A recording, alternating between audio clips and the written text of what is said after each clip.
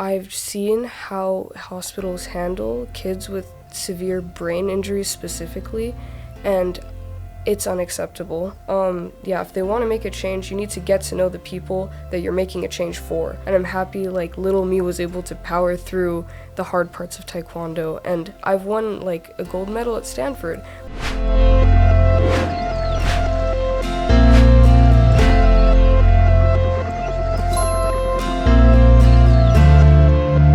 My name is Magalie Chaumont. I'm 17 years old. What's your favorite activity to do right now outside of school and work? I love writing. It's like writing and journaling and that kind of thing. I love getting my thoughts on paper, and I'm a big reader too, so writing is like Oh the my best gosh, thing. you are after my own heart. I'm a huge reader and writer as well. Oh, really? Yeah, what are you reading right now? Right now I'm reading The Poppy Wars, and it's about the Sino-Japanese War, and it's a fantasy novel based on that. That's literally the coolest thing ever. I love it so much. Yeah. That's dope. Okay, cool. How would your best friend describe you? So what is an accomplishment, personal project, or extracurricular activity you are proud of working on? I'm very proud of my Taekwondo achievements. Yeah. I lived in the Bay Area, and my mom enrolled me in Taekwondo because I was very introverted, and I got bullied too. So she was like, Taekwondo, like, you should try. And I've been to state championships, and I've been to Stanford, like, competitions and stuff, and I used to really not like it, but now, like, looking back, and I've just gotten back into it too, I'm very proud of what I've done in Taekwondo, and I'm happy, like, little me was able to power through the hard parts of Taekwondo, and I've won, like, a gold medal at Stanford, which was really cool, so I'm very proud of that. That's awesome, and a huge accomplishment and something to be proud of. What tips would you give someone trying to do something similar, someone who might be starting out in Taekwondo or interested in doing it? Find what you like about the sport, not what other people are telling you to like, not what looks cool about it. So just focus on what you like about the sport and what you like about this, like, whatever activity you're taking a part in, because that's where you're going to find your passion in it. That's great advice. Oh my goodness. I'd say she'd say I'm funny because she laughs a lot around me, so yeah. And I think she'd also say I'm a very approachable person, because I have, like, people, like, I used to be very, very introverted, and now I'm seeing more people come and talk to me, so I think that kind of shows a shift in my personality, and she'd say that too. For sure. I'm seeing that in you as well. You're very easy to talk to. Are you the oldest sibling? I am, yeah. Oh, I get those vibes from you. Oh, thank you. I do get those vibes. Also, I just wanted to ask out of curiosity, I heard you speaking French to your father. Yeah. So, tell me about that. How long have you known French? Were you raised French speaking? My first language is French. Oh, wow. And I didn't learn English till I was about to go into kindergarten. So, yeah, my dad's from France and my mom's from Congo, whose second official language is French. And it's the language that's taught in schools. Yeah. Yeah, so they didn't know English, so they couldn't teach me. Yeah. So, yeah, I learned French first. And all of my siblings understand French, and 2 out of the 4 of us know it. So. Okay. That's super cool. Oh my gosh. What's it like to be bilingual? I think since I learned English at such a young age, it didn't set me back too much in school. But it's, like, fun to... one of my best friends speaks French, and I think if we didn't speak French, we wouldn't have been as close. Totally. So it's just fun to be connected to a community that speaks a different language. Absolutely. Because there's some things expressed in, like, French I can't express in English, especially with jokes. I feel like in different languages, that's the fun part. Like, you wouldn't understand... Or I don't know about you if you speak French or not. I took 4 years of French. You took 4 years? Yeah. I love French classes. I take French at school, and some of the people, like, they're a little conscious because I'm in the class, and they're like, oh, I don't know if I did this right. No, I love that you guys are learning. This is so, like, and I love when they speak too, because it's just, they're putting in so much effort. Yeah, like, for sure. Okay, well, thanks for sharing with me more about that. I was just curious. Is there a cause or social issue that you're passionate about, and why is it important to you? Advocacy in hospitals. Yeah. Because I love it when people, like, talk about their experiences in hospitals or how they overcame like neglect in hospitals. Like long term, I'm working towards opening a hospital. I really want to, and everything that like I'm focusing on at school is so I can get to that point in my career. Yeah. That's incredible. Why did that become like an aspiration for you? Like, how did that come apart? So I have two little siblings, and one of them is 3 years old, and she has a traumatic brain injury. So in about 25 days from now, she will make the 1-year mark of when she fell into the pool and had a drowning incident. And I've been like in and out of the hospital with her and my like siblings, my family, and I've seen how hospitals handle kids with severe brain injuries specifically, and it's unacceptable. Because that really happened with my sister, and my mom, she's the strongest soldier. Yeah. My mom stayed in a hospital with her for a month, didn't leave her room, because she had to check up on my sister all the time to make sure things were going right. There was a point where they almost gave my sister a blood transfusion when she didn't need one. And if my mom hadn't been there to ask them that question, she would have gotten a blood transfusion for no reason. Wow. And they've like messed with her meds a little. And I know that they mean right and they're doing their jobs, but sometimes like a family member or a family member or like the patient themselves, if they're active and awake enough, can tell you what they need, because they're the ones in their bodies and they're the ones who know their bodies. Totally. But yeah, since my sister was so young, she can't talk, and also her injury, like she can't talk at all anymore. So yeah, advocacy in hospitals, and also like people who are bilingual or who only speak one language and they can't express themselves in English, like translators are so important. Yeah. Because like it's just hard to be in a hospital where everyone is speaking a different language. They're speaking specifically in terms you can't understand because it's medical terminology, and you just don't know what's going on. Like, the hospital's scary enough already, so it's nice to have someone on your side. And I want them and their families to have a place where they feel comfortable. Yeah. And the biggest thing that would help would be a hospital. To hear like how much that is something that is driving you, that you want to create these safe spaces for people to get better and get back to their lives, like, incredible work. And I think that the healthcare field needs more people like you. What is a challenge you've had to work through, and how has it shaped you? So, well, obviously there's like the issue with my sister, so if I want to get in depth with that, so explaining the accident as it happened, so I left the door open to the pool.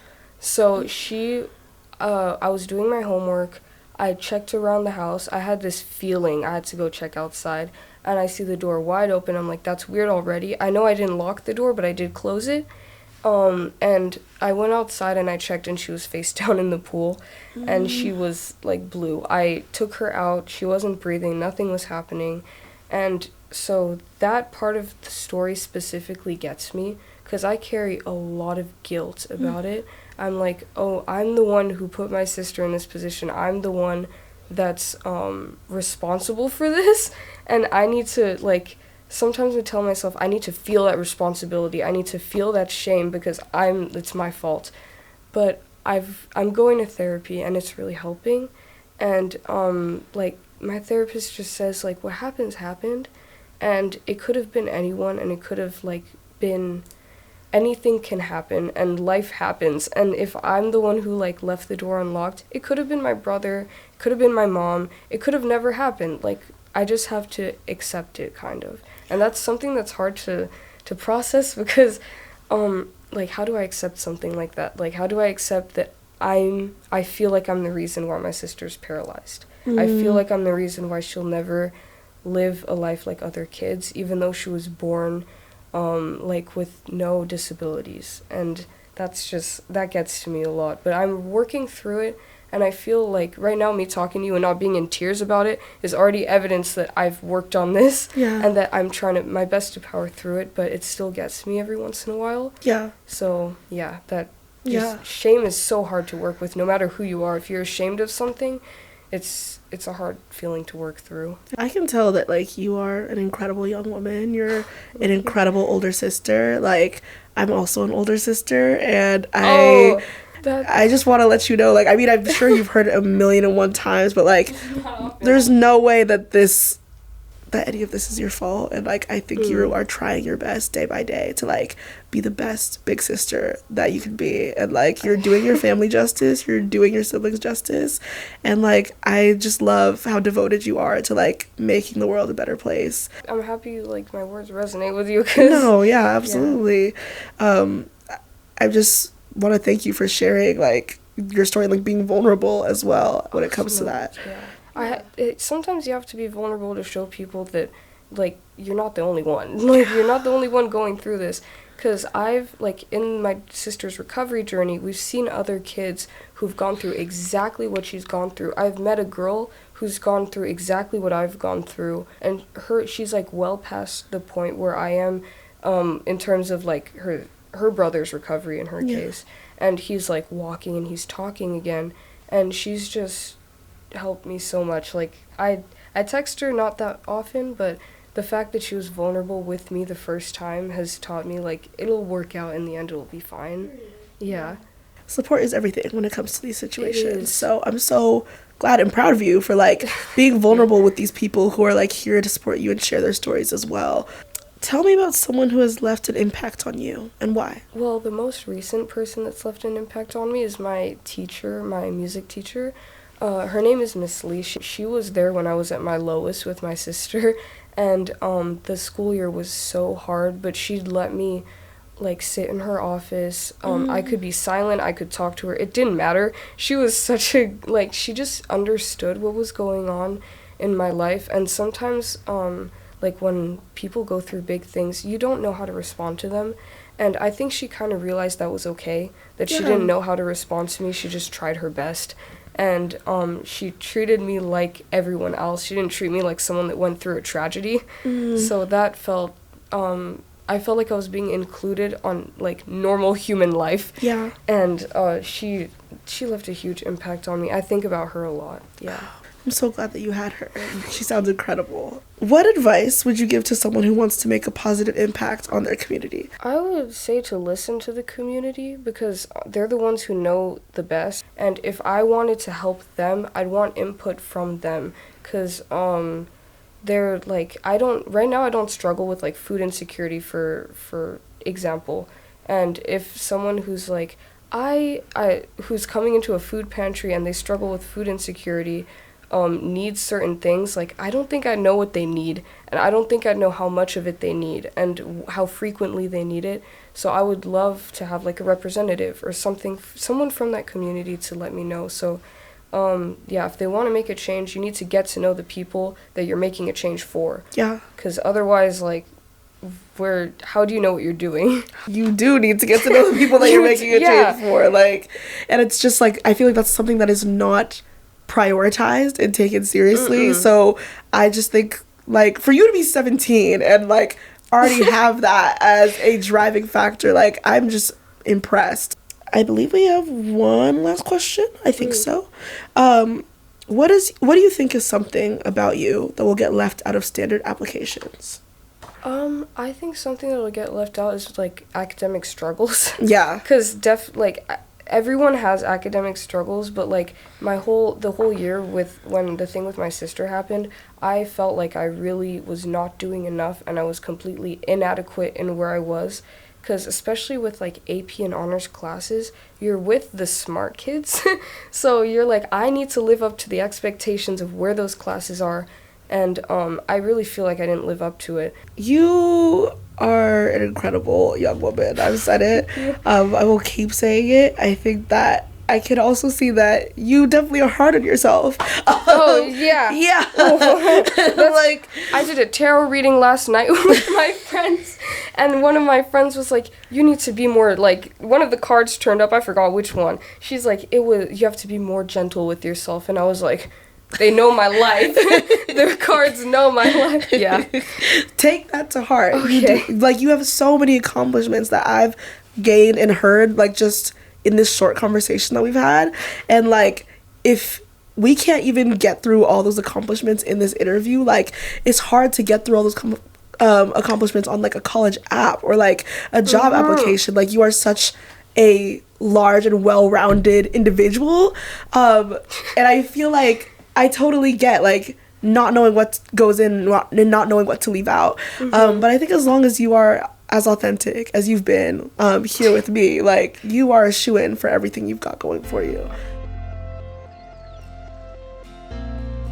Hey YouTube! If you enjoyed this person's story, don't forget to subscribe to hear more from inspiring youth. If you want to apply for the scholarship or get involved in the organization, all you have to do is sign up at the link below. Thanks for watching! Can't wait to hear your story.